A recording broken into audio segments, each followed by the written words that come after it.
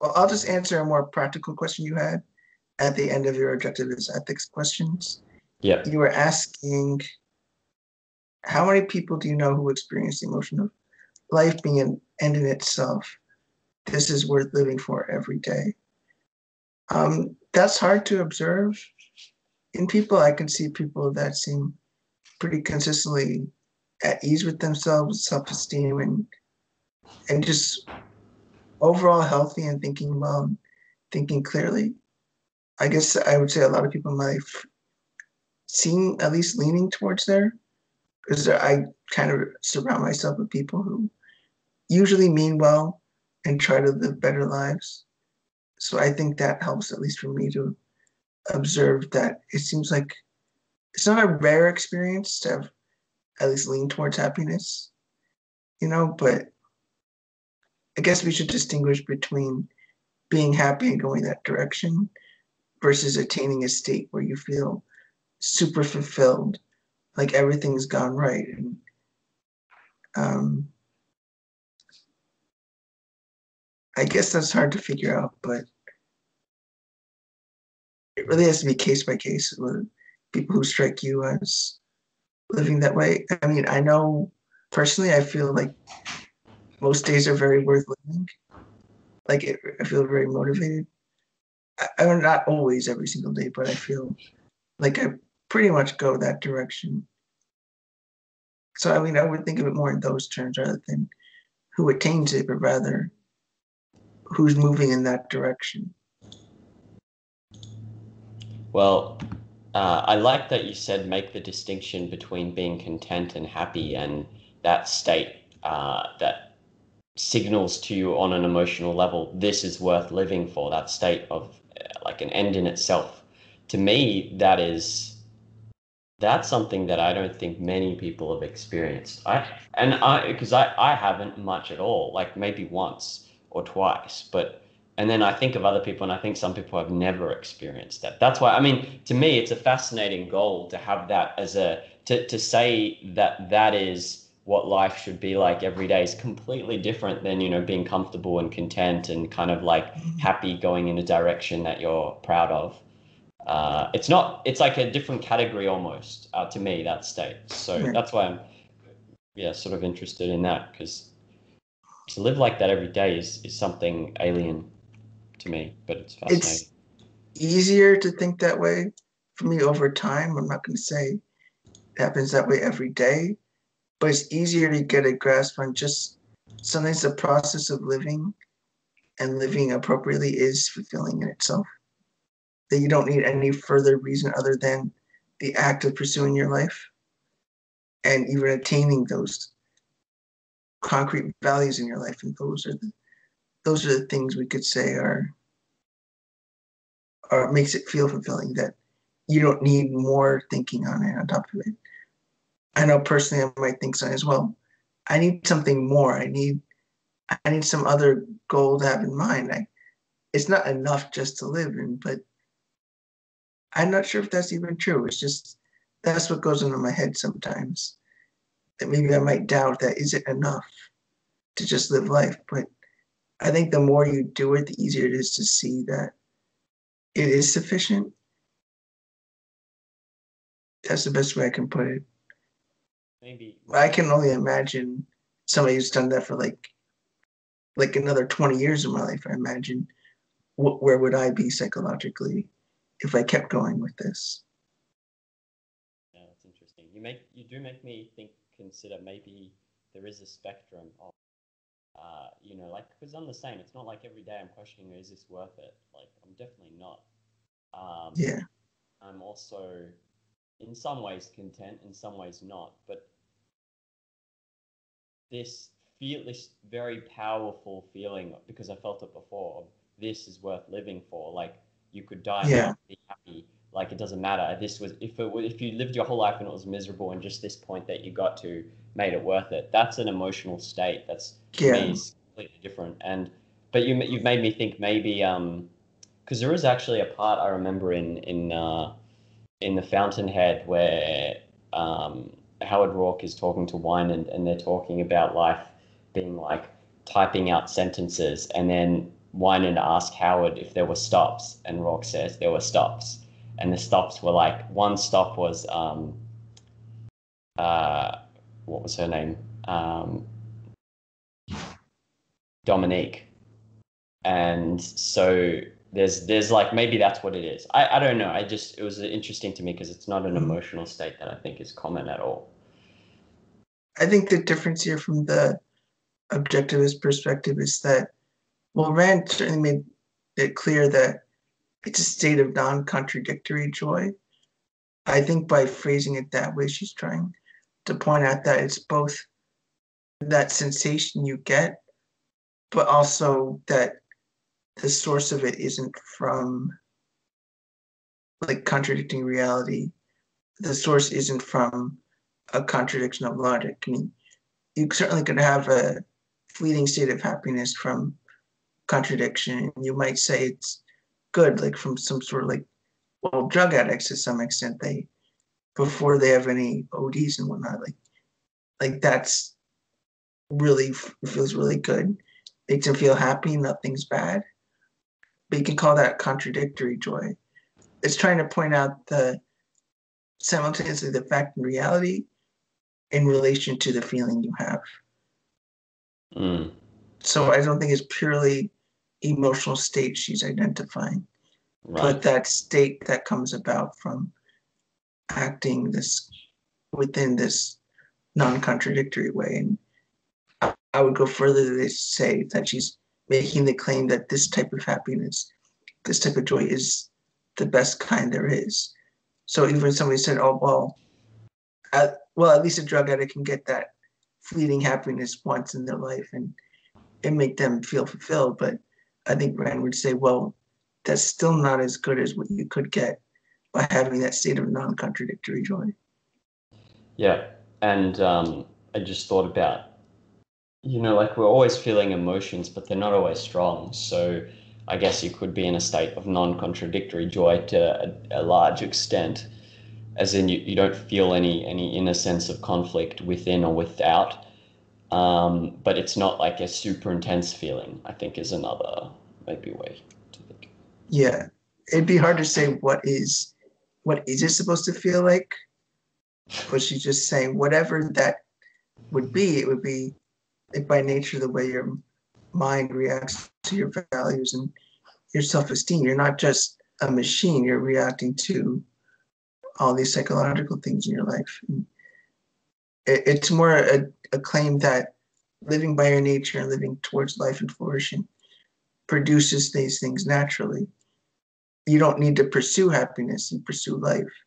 But then with it comes these other things that by nature of it, these come along with it. You don't like choose happiness or choose life. Like it's part of living life. It's not why you do it, but by living life, you experience these things. Yeah. Yeah, that makes sense. Cool. Was there any other questions in there that you thought were worth addressing before we go on to the philosophy essay? No, I think everything would flow from what I just said or what we said last time about contradictions. Yeah, me too. I think it makes sense. Yeah. Cool. All right. Well, let's go to philosophy. Who needs it? I've done a little structural outline at the top, just so it just will jog your memory maybe of what each part of the essay was about. And then the questions, let's see. Yeah, I mean, whenever it's when I was reading it and it's in terms like, is the universe ruled by natural law and therefore firm, stable, and absolute, or knowable, or are you in an incomprehensible chaos? Blah blah blah, and like it's hard. Like when I think about specific people or my own ways of thinking, it's never in those terms. So it's really hard to see exactly how accepting certain premises does play out. So for example, I think I asked, can you think of a specific example, an everyday common action people take based on a metaphysics of the universe being an unpredictable, unknowable flux, which one's mind is impotent to grasp? So making it like, all right, well, where is what's an example of that? Well, first, I usually interpret this passage along the lines of, like, similar to how any choice in your life is either towards life or towards death, and it might make it sound like it's always this grand choice you're making every single second, but it's really pointing out that there's no alternative between the two. You're either going one direction or the other. So you can throw in some words to make it more, make the literary device of the distinction of incomprehensible chaos, because your view on reality would either be that it has knowable and has stable rules, or that it has none at all. There's no in Okay. between. Okay. So it might be possible, sure, that you're unsure about something, but are you ultimately concerned with an incomprehensible chaos or absolute firmness of reality? It's kind of that distinction. You could catch yourself which way you're going towards. What are you thinking of? Is what you're thinking implying one or the other? What did you reduce it to again? Obviously, this is she's writing in a literary way. You reduced it to, is reality logical or is it not logical? How did you phrase it again? Is it ordered or is it chaotic? Is it ordered or is it One or chaotic? the other. You're not going to have an in between. To her, that's a law of excluded middle. You're not going either way. So she's really emphasizing those distinctions. It might not be that your thought immediately means you declare everything as incomprehensible, but any of your thinking will always go one or the other direction. And it'll be a matter of figuring out, well, if reality is consistent and all that, what would that mean? Which would essentially be logic. But she's saying, can you apply logic or not? Are you going to try to apply logic in your life, or are you just in reason, or are you just going like, whatever the hell happens, happens. I'll just do what feels right. That's not logic. Or reasonable in a way that'd be incomprehensible chaos. Like nothing makes sense. All you can do is your emotion, reason's impotent. You might not fall into that extreme immediately, but your ideas would go there, one direction or the other. I'd possibly rephrase what you're saying as instead of logical or consistent or ordered, because order suggests there's something to order to when there's a thing ordering, I'd say graspable. So, because when I think, well, at least when I think for myself, graspable or not graspable, suddenly, if we're talking about, you can have a different philosophy. You can either view the world, the universe as graspable by your mind or not graspable by your mind. Suddenly examples come to my mind when I think in those terms. Like one would be, people often they try ayahuasca because they want to get some kind of like insight into into reality, into themselves, into the world. Yeah. And maybe a little bit on that premise is acting on, maybe one reason you could act on that is because you're acting on that premise that, yeah, you can't grasp with your own mind. Your mind's limited in a way that doesn't let you actually grasp true reality, kind of thing. And so that's an example that came to me when I think in those terms. But yeah, when I'm thinking in terms of like a chaos or ordered or non-ordered, no examples come to me of like how that might actually play out in reality. Yeah, I think your example is better because it's a little bit more broad. That it's the graspable part, I think, is the more important thing. I mean, the graspable would imply, I think, there's stability to it and other things like that. But graspable meaning that the facts of reality are in a way that they can be understood by our brains, our minds. Yeah. Yeah. Just to mention about the ayahuasca example, I would clarify that as more of it depends on the reasoning the person has. A person might say that I'm incapable of thinking anything. I need some mystical revelatory experience. Or an alternative way to think about it is I need to handle my emotions directly and head on. And because the universe has a graspability to it, I need to handle it in a different way. I mean, it's the difference between, are you mystical about it or are you, whatever it might be. I mean, maybe it's true that ayahuasca is a bad idea, but it's that approach you can have. Are you thinking in terms of comprehensibility, or are you thinking in terms of you're incapable of doing anything? Like, is your mind able to understand? That's more the important approach here, that basis to your thinking.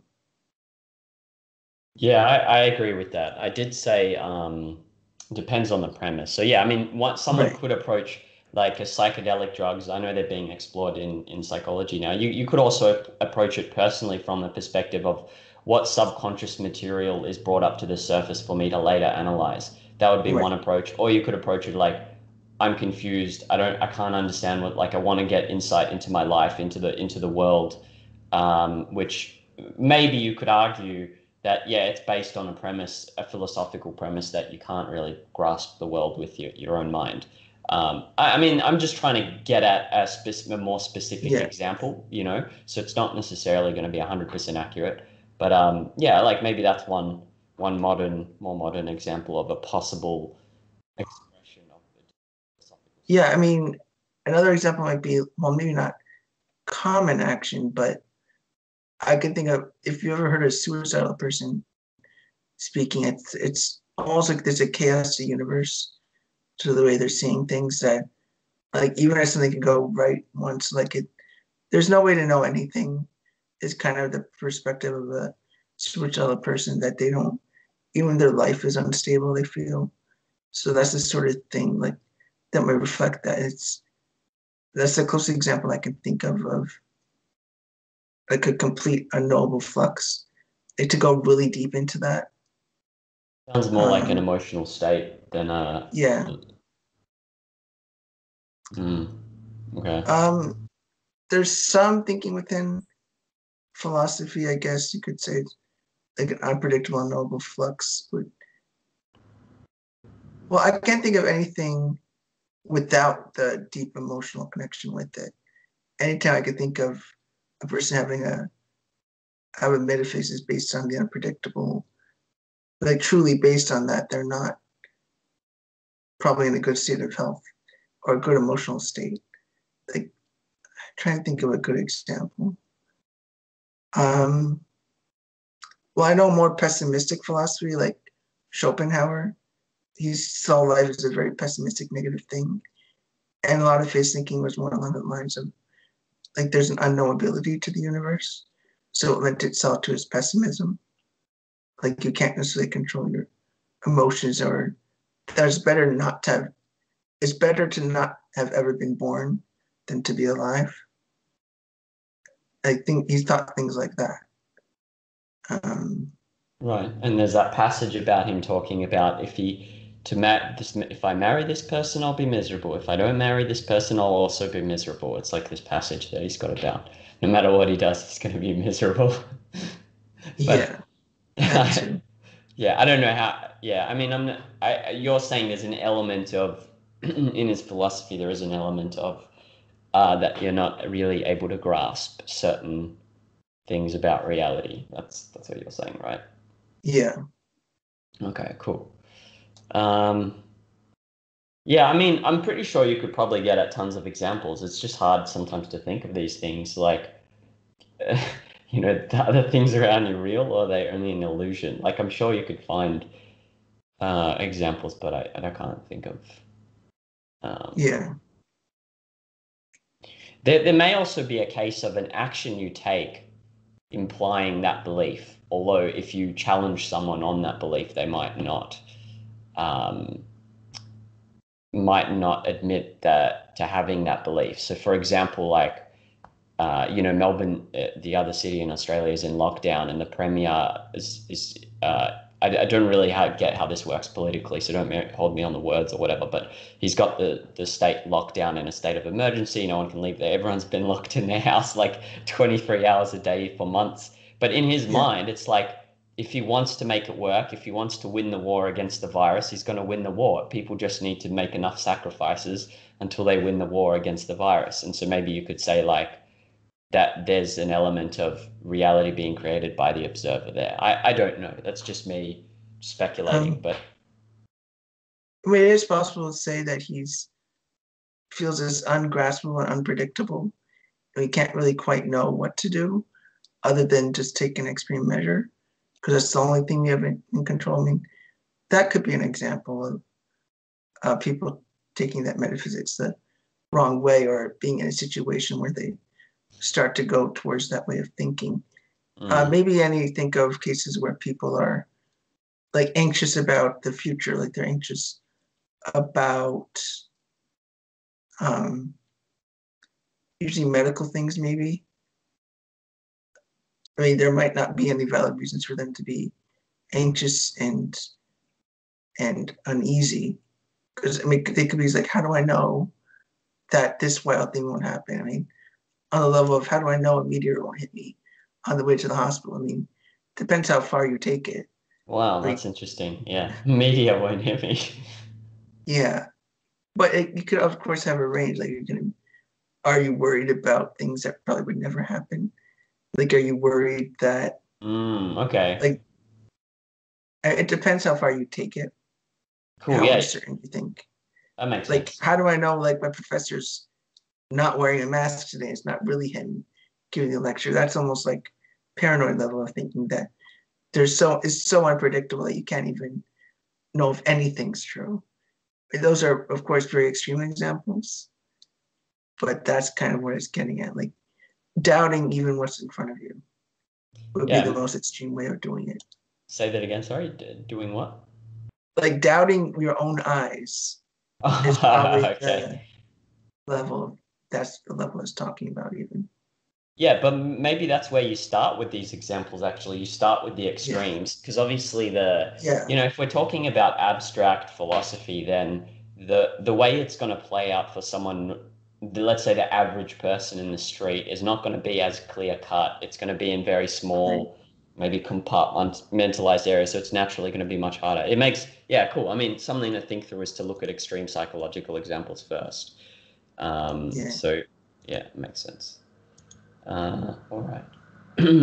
Yep. Anything else on that before I go to that next? I think you got the idea. It's really just that fear of uncertainty, and then being even yourself thinking you can't even make a decision because it's almost like a terror of existence. I think you mentioned that somewhere else too. Yeah, I think that was more like how do you predict that mental state in someone else based on them having certain philosophical ideas? That's what you're referencing is a question I had. Like, how does she know? To me, like it just seems she's just saying, "Oh, they feel this." I'm like, how would you know someone feels that? Like, I don't even get the connection. But that was probably where the question that you're thinking of was. Yeah, I think it's trying to connect with this kind of thing that if you've truly determined that something's incomprehensible, that you wouldn't necessarily be thinking in this unhinged, uncomfortable, even terrifying way of looking at the world. Right? It seems to me that's what she's getting at. Yeah, it's hard. It's hard to think about that because you do have to ask, okay, if you did feel the world is incomprehensible, what did that mean? What would that mean you feel about yourself? And if you feel that thing about yourself, what will that mean about your emotional state? Given that it's like it's within a context, so it's pretty complicated to Right, work out what someone's mental state would be based on a right, philosophy. right. Um, yeah, I think your next question follows pretty This is well me through getting. that. This is a very Jonathan Yanni question, which is like going into the exact. Um, yeah, What this one's is easy. Okay, This one's cool. easy. I I would say the difference between nature of existence could be every single fact. Could say even that the Earth goes around the sun is a part of the nature of existence. But fundamental being it's more important to more things. Not that there's like an underlying fact, but there's certain facts that can explain more. Like I mean, like non-contradiction would be like part of the fundamental nature of existence. That's more than merely claiming a fact about the way the Earth orbits, but you're claiming something deeper about if philosophy is going at the fundamental questions, not these detailed, nuanced ones always, but these broader questions of like, what is existence? I mean, that'd be a very broad question. Or how do I know something is true? Those are fundamental questions. as Right. opposed to mere additional things that aren't essential or critical. Like in the way that like having 5 fingers on your left hand is part of the nature, like what makes you human, but it's not fundamental or essential. Like you can lose all your fingers and it wouldn't really change what you are essentially and fundamentally. Yeah. It's more like Yeah. that. Yeah. Okay. Cool. It fits in with what I've been reading with like, um, so it's fundamental in terms of our mind and its relationship to reality and our understanding of reality. So maybe to rephrase it, it's more of an epistemological statement, like what is, like you said, what is the base of our knowledge that helps us understand everything else, and that's what it's getting at in terms of Yeah. in existence and the world. Like fundamental as in like explaining the most. Yes, yeah, essential. Yeah. So you have the relation between both what you can know, but also the facts of the way things are, separate from your awareness of those facts. Say that again. Sorry, it's funded. It's what? Fundamental as in like it's a combination of both what you can are able to recognize as important in your mind, but also in relation to the facts that have nothing to do with what you believe or think. The facts Like that have non nothing to do that not have nothing to do. Maybe rephrase that. It's hard. It's not easy to formulate what some things that are true, whether you know it or not. things that are true. I'm trying to, and that is a weird thing to say. Like, what's true even when you're asleep? I guess is a way to put that. Fundamental nature of existence is what's true when you're asleep. What's true when Yeah, because it doesn't affect. It's not related to what you believe, what you think your mistakes. It's just the facts the way they are. I mean, I liked what you were getting at before with it Yeah, explains the most. It is hard. It's actually really hard to properly because this stuff when I'm reading this and when I'm thinking about it, I'm trying to grasp so much and bundle it up in one category. It's pretty easy to stumble over yourself. Or alternatively, it's easy to sound good but not say jack shit. That's another. yes, There's those very two much so. options, right? Yeah. Okay. We'll definitely get deeper into that because I'm reading OPA. That's where it's at. So There was another distinction in here was the man-made versus the metaphysically given. Did you read that essay? I did. Yeah, I read that essay and I hopped in a meetup in London and I bombed Andrew Bernstein with all these questions that made him go like, I'm just a Boston boy or something like that. He didn't know what to say to them. I'll have to ask you those questions at some point. Yeah. Yeah, that's kind of what I'm getting at here. Like it's important to know what's just metaphysically given just by the way things are, regardless of your feelings about them. Like the Yeah, okay. metaphysically given would be more the fundamental things in existence also. Yeah. But fundamental is an epistemological concept. That's why I think it's a relationship between what you think and what the facts are. And that's what I was trying to say. Yeah, yeah. It all made sense to me. It's just wording is Yeah, difficult. It makes sense. for sure. All right. Let's go. Did you bring up the metaphysical versus the man-made because it's something that you reckon it's worth going over, or should we wait till I get through more epistemology in the OPA book? I think it's just a very simple idea. I think you already have a handle on it. Just the Cool. metaphysically given, just what isn't up to do with your consciousness. It's already there to begin with. Like versus a man-made fact would be something like how many states are there in the U.S. It's a fact that there's 50 United States, but um, that was created by like man-made things, by man-made process and man-made decisions. It's not something that would exist if humanity was extinct. It wouldn't there would be no such thing as states. There would be no states. It's only relevant to the extent we created it. Yeah, I agree with that. I just say with what you said earlier, like it's not to do with consciousness. I interpret it as to do with volition. So the fact that we have free will only. So everything, you can have something that's the metaphysical and it's still to do with consciousness and it's still, for example, not a choice, but like a way of thinking. Let's say if you think objective thinking might be metaphysical, but making a certain choice would be the man-made. That's the only difference. In you probably meant that, but that's how I interpret it. Just anything to do with choice is man-made. Anything to do with anything outside of a man's choice, because it's its own cause, is metaphysical, including the mind. Yeah. Essentially, I wouldn't put a hard line between the two, but that's the distinction that's worth thinking about. It helps you to think about in what ways you can change things or in what way things don't have to be that way. But yeah, volition, I think, is a bit the main distinction there. Yeah, I did think about it. I had a lot of trouble with actually finding applications from reading the metaphysical versus the man-made, because, like there are a lot of man-made things that I don't seem to have any control over. So like I can't leave Australia now. I'm stuck here. If I want to go, my family's overseas. So that's a man-made choice. Like the government decided to lock down all the country.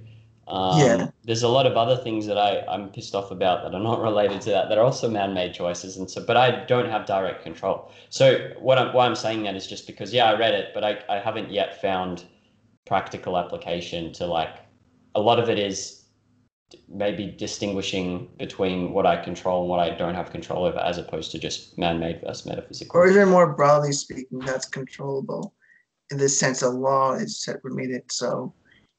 Even though it depends, that would be why politics comes in sometimes, because your politics influences the way the man-made structure of the world around you, which might be valid or invalid. And if it's invalid, by knowing it's man-made, you could say, well, we can change it, versus saying that jumping off a building and flapping your arms isn't going to make you fly no matter how good you are flapping your arms. And it's not about a new way of flapping your arms. That's like a metaphysical given that you can't fly by flapping your arms. But as distinguished from using technology, which is necessarily a medical physical fact of staying on the ground. It's just you just can't fly by flapping your arms. And there's certain things you could recognize that the man-made makes certain things possible. Can you think of a more everyday example then? Like, because I struggled to think of an everyday application of metaphysical versus man-made. So, like, I agree with what you're saying. But today, like, I don't, that's an obvious example. Like, I'm not going to jump off a building because I can't change the nature of reality that I'll be able to fly. But then a more everyday example is, for me, much harder to think of. Maybe another way to put it is like socially constructed sometime, which isn't to say that they're not real, just that they've been man-made. Like rules in a tennis game. Having like game set match and the way you can serve a ball, that's completely determined by the rules we set. But once you set the rules, that's just how it is. Or saying if you're good at chess, it has to do with the way you follow the rule. There's not metaphysically given what makes you good at chess, because it entirely depends on the rules we made about chess. That might be an easier way to think of it.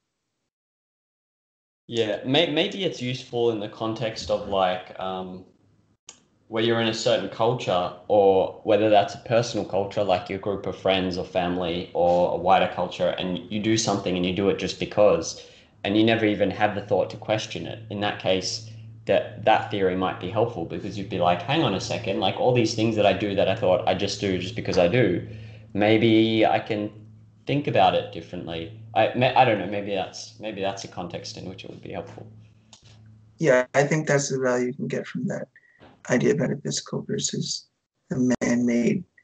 It helps you put a sense on like what the nature of existence is. It's not a complicated distinction, but I think it's very important. Yeah. It'd be pretty cool to, just hearing you say nature of existence as well. Like, it would be pretty cool to get to the point where you could say that and then riff off like 50 concrete examples of like things that are relatable to everyday situations, because then that would be a super grounded understanding of life. Because it's hard to do that. Like, I can sit here for 20 minutes. Sometimes I'll read something. I'm like, all right, how does this actually relate to reality? But I think that would be, and it's so rare to meet people like that who could do that. So I reckon that would be amazing to attain that kind of level of. Mm-hmm. Yeah. All right. Why don't we go? Do you want to go to the next one or anything else? Any other thoughts? I think the next one builds on it well. Does man acquire knowledge by a process of reason or by sudden revelation from a supernatural power?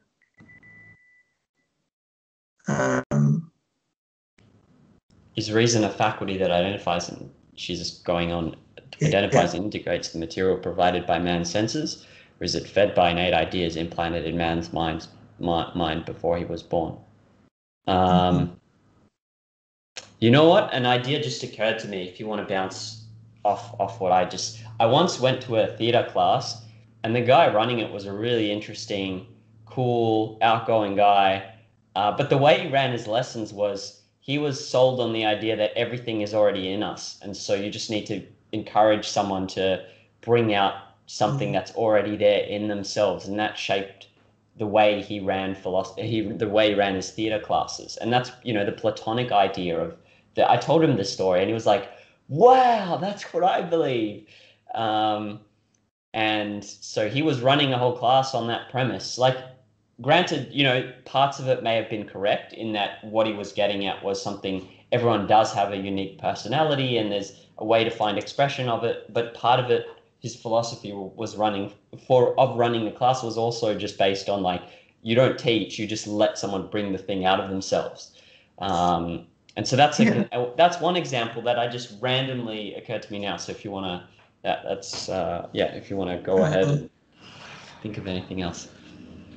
That's like a stream of consciousness sort of thing. And in a way that's saying like, what's most important is what strikes you, which is an interesting way to go about things, but I don't think it would work very well. Wait, you said in stream of consciousness in writing? Well, that sounds even like a stream of consciousness way of teaching a class, the way you described it.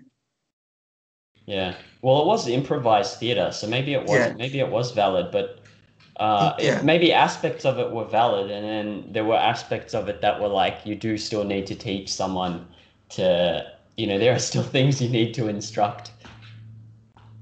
Yeah. I think in education, that could be an interesting way of approaching it. I mean, there's so many ways to teach theater that really do have a lot to do with the way you can use your mind or not. Some of them are more intuitive and some are more about the specific methods you use to get your mind prepared. There's some different ways of approaching it. And going off this, like we were saying before, it's similar to like, she's claiming here that there's one, you go one direction or the other. Either you acquire knowledge by a process of reason, or it's like governed through something sudden or just appears to you, or in whatever way it might be. There's no in between. There's no like third way of acquiring knowledge. And so, you either put things together or you don't.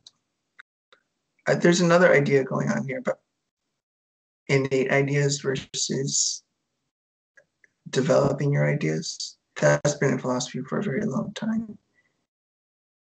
So for Rand, it's that you're born without any innate ideas and you have to develop all your ideas. And that's why she's saying all this, that because you have to develop all your ideas and all of what you know, you can never acquire something just by appearing there. It has to be a process. has to be deliberately created. You might start with some innate abilities, like to have thoughts at all, but it requires a deliberate process to create concepts, create ideas, create understanding of the world, or to integrate something about the world to then acquire knowledge. Yeah. So what you were talking about, like your ideas are there, you just need to find them. That would be an alternative way to do it. Like they're there, you just need to find it. And that's probably a problematic way of doing it, because that's thinking that reason isn't necessarily what's important. It's just that you have to reach blindly until you find it, or get put in the right environment, and then it appears out of nowhere. I've got two more examples I can think of. So one is approaching Korea, approaching it by a deep process of introspection, trying to find the ideal thing that fits you, the perfect thing that's there deep inside of you that you need to get to. That's one approach. And then another one would be maybe coming up with ideas, but then going out into the world and testing lots of things and seeing how you feel and seeing what it's actually like in reality. So there are two different approaches. One is based on sudden revelation in a way. You just have to look deep inside yourself and find the answer. Maybe that's a different philosophy. Again, it's compartmentalization. Yeah. It's compartmentalized. It's not a broader thing someone applies throughout the whole life if they're an average person. That's one example I thought of. And then another one would be if you're trying to learn something and you're just kind of like staring at it, hoping you just get it. It's just a matter of staring and like getting it, as opposed to constantly a process of constantly asking questions and going, okay, I don't have the answer to that. What's the next question? It's like this inner churning that you have going. And so, because I've definitely been in the former where I've sometimes just said, all right, I just need to look at it and then I'll get it. But that's that philosophical view of like sudden revelation from a supernatural power. Maybe. It's not even helpful for the subconscious because I'm not asking questions. I'm just sitting there. I could go for a walk if I want my subconscious to do stuff. Yeah, that would be a way of just waiting for things to appear and happen automatically. Yeah. And within objectivism, at least, it's thinking is always a very active process. And that's the common thing you'll always see. That nothing's ever going to happen automatically, no matter what it is. You always have to think it thoroughly and carefully, because that's the only way you'll know anything. You can't stare passively and somehow get it. There's even learning language. She would probably claim, like, she doesn't get into linguistics, of course, but linguistics might be a good way to frame this. That the idea could be that you have like an innate grammar structure within you, and all you got to do is learn the input. So if you learn enough words, you'll speak fine. Like it's just like you have the abilities there. Right. Versus more other theories where you really need to construct the grammar theory based on your inputs, like based on the words you hear. You have to construct it. It's not based on what you have innate within you. And that is a debate within linguistics. Just is it there to begin with, or do you have to construct it? And for Rand, she would even go harder on the construction side of things, that everything you would know about language has to be deliberate. We might not know how children do it, but it has to be deliberate. They have to mean to create these ideas, and if they make a mistake, it's because they thought about it wrong, or things like that. That you have to build your concepts from the bottom. Yeah, that's another concrete example. I suppose, though, in that one, there's two aspects. So one would be the educational aspect, and then the second one would be, the birth and growth of languages, and, the study of languages and how they evolved and how grammar, I could see a place for an argument saying that grammar evolved sort of spontaneously in a sense without that much thought. But then that would be separate from, then, okay, how do you educate a mind with, grammatically and so on. So, yeah, I don't know anything about those topics. So, yeah, it's just the distinction between, like, do you have the machinery in your head, or do you need to learn the words to speak right? Like, Yeah. do you need to create your own understanding? Yeah. Do you have the structures in your head? Yeah. Okay. I mean, those are all cool. So we got quite a few practical examples there of different methods Um, of acquiring knowledge. yeah, or it could be another example might be some people say like certain things are just a talent you're born with. Like, oh, you're good at math because you're born that way. Yeah. Something within you makes you good at math. Yeah. And more like Rand's position be more like you don't have a skill like that by revelation and appearing. You need to develop that. You need because it's a rational thing. These are concepts. You have to build them. It's not there to begin with. Yeah. It depends how you learn them and use them with your process of reasoning and thinking. So that would be an important way to think of it. Because I definitely know people who still say like, "Oh, art, you're just talented. You're just born that way." It's like, well, no. I mean, if you spend a lot of time, you could get that good, but it would take a long time. Yeah, I do think it's a very complicated topic because there are some people who I don't know what it is. It could be the level of memory. It could be because how else do you explain someone very young being very good at maths before, they're developed and just sort of instantly understanding and figuring out how to add up numbers and mentally retaining them and rearranging Right. them. Like there might be something there. It's not to say no one else can learn it, but so I think it's a complicated because yeah, I mean yeah, Right. there's definitely that aspect of you got to work at something, but there is also something genuinely being observed that some people do seem to just naturally, whether it's an epistemological thing, the way their subconscious has wired itself, by chance, and suddenly they're just asking appropriate questions in the right order, or whether it's neurological and they've got certain different kind of memory retention skill. Like, I don't know, but there's something there. Yeah. So, I mean, just going with Rand's way of framing these things, she puts just a heavy emphasis on the parts of developmental things, like how do you learn? How are you educated? I mean, the way you're educated would matter to Rand a lot. She's one of her other essay books, the Caprichos, she does a lot about that the way you educate a child is extremely important to the way they Okay. develop as they go. So she Right. might say, well, it's a lot to do with the way the parents encourage these curiosity and developments from a child, the way their child is helped and provided the right environment, the right context for developing their mind, encouraging process of reason and all that stuff. Yeah. She would really emphasize the process, not just like, oh, this child got lucky with born good genes. But there's a lot more work involved than, Yeah. I mean, that's generally her way of seeing these sort of questions.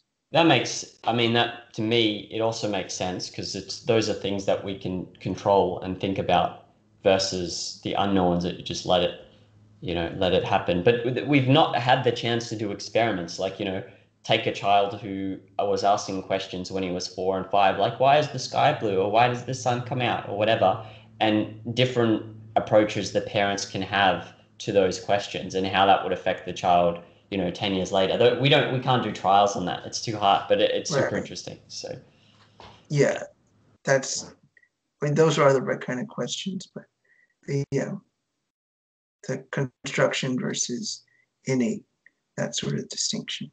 construction versus innate. Yeah, or it's too much psychology probably. It's Okay. just innate versus empirical, I guess Okay. is a better way to think of it. Cool. The empiricists versus rationalists, if you Mm-hmm. want to use philosophy terms. Like rationalists being like Descartes, Yeah. empiricists being like Hume. Okay. Cool. I think we can skip this next question of like more modern examples because they will come up. Yes. Like I can see how, it's not it's a tricky, I can see how more examples will come up later as I read more. So we'll just skip that. Um, Sure. let's see if this is worth asking or not.